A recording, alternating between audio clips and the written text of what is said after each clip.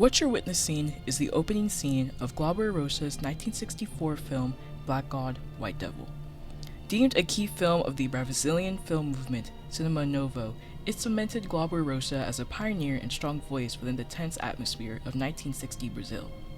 Although the film resonated with Brazilian audiences and filmmakers, its reception globally, specifically in Europe, fell short. In a film review from the 39th volume of Sight and Sound, a British film magazine, Penelope Houston called the film, quote, limited and monotonous, claiming that it relied heavily on an audience knowledgeable about Brazilian culture. Similarly, in Italy, Cinema Novo films were spread through film festivals, but even then, they had trouble initially finding an engaged and enthusiastic audience. It wasn't until similarities between other film movements, such as Italian neorealism and French New Wave, were drawn that the film began to be recognized and celebrated by global filmmakers. Despite this change in global opinion, I was surprised at how little Black God, White Devil's influence on third cinema is discussed in the modern day, and its accessibility is still extremely limited. For instance, it wasn't until late 2023 that the film was available in the US, newly restored in 4K. However, there's no doubt that Black God, White Devil effectively portrays the struggles of 20th century Brazil through the use of folkloric figures and political allegories, and it all plays out in one region, the Sertão, or backlands of Brazil. The history of the Sertão runs deep, and to understand it, we must go back to the War of Canudos. Canudos was a small community in the backlands of Bahia, Brazil, mainly inhabited by people of color. The community had existed since 1893, but in April of 1897, it saw its end as an army of Brazilian soldiers led by General Artur Ascua de Andrade Guimarães wiped out the settlement, killing about 15,000 to 30,000 people by the end of their expedition. This end was devastating, as the community had successfully defeated 3 military campaigns prior to its bloody massacre. But what made this community become a target of the Brazilian government? Well, it all comes down to one man, Antonio Conselheiro. See, Antonio wasn't just any guy, he was a spiritualist, and through his reconstruction of rundown churches and sermons, he gained a mass following, one that scared the Brazilian government. He was a threat to their power, and as the Brazilian Republic tried to modernize Brazil, he stood in their way, exposing the hypocrisy of the new government and stealing the attention of the state's inhabitants. Therefore, he had to be killed. Although not a direct cause, the wipeout of Canudos allowed the growing cangaceiro, or bandit movement, to thrive and created further divide within the Sertão. At the head of this movement was the infamous Lampião, a ruthless outlaw who has been compared to Robin Hood. To some, he was seen as compassionate, as he helped the poor, but for others, he was seen as brutal and vicious, since when helping the poor, he would also kill innocents. In Black God, White Devil, Lampião and his bandit army are heavily referenced, especially through the character Corisco, who claims Lampião as the main motivator behind his actions and beliefs. His character acts as a counter to Manuel, the main protagonist of the film, who seeks the help of Sebastião, a newfound saint figure of the Sertão. Though, it is not until after Manuel's mom is killed by his boss's henchmen who seek revenge for Manuel's murder of their boss that Manuel becomes a follower of Sebastião. However, there's one character who continues to view Sebastião's promises as empty and shallow, Manuel's own wife, Rosa, and it is her, not the government, that kills Sebastião. Up to this point, the film follows a similar storyline as the War of Canudos, as before this murder, the government sends Antonio das Mortes, a zagunço, or bandit killer, after Sebastião and his followers. Although Antonio das Mortes successfully wipes out Sebastião's followers, he's surprised to see that his main target has already been killed.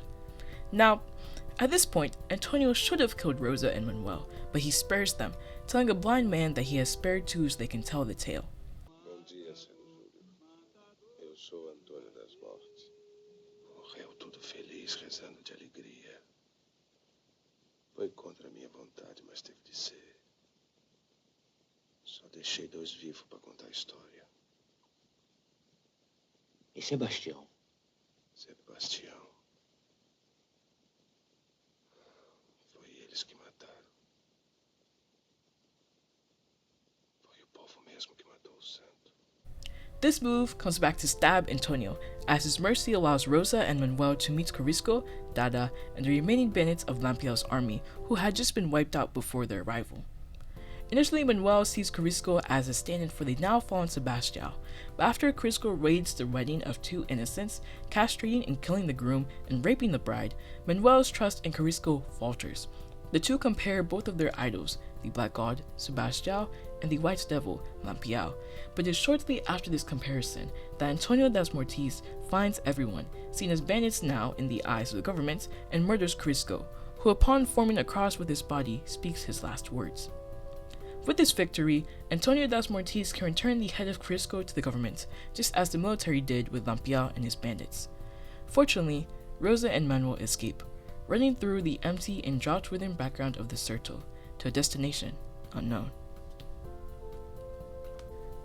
Black God, White Devil is not a limited and monotonous film.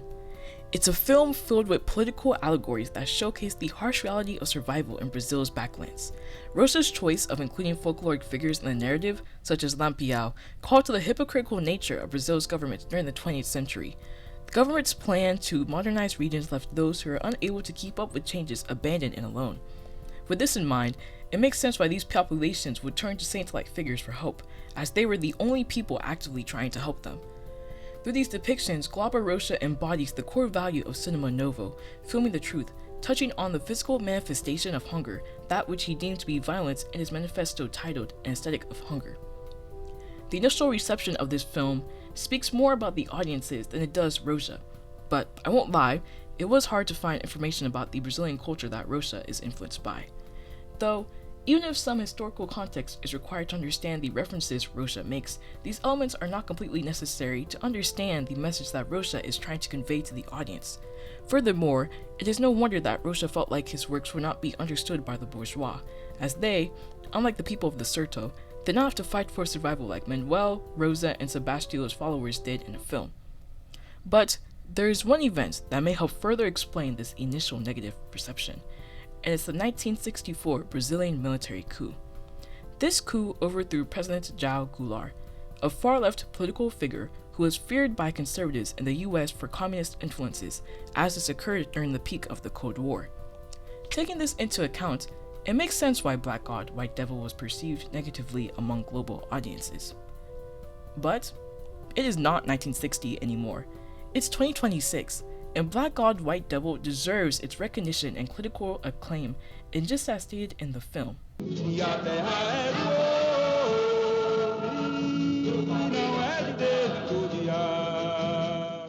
Thank you for watching.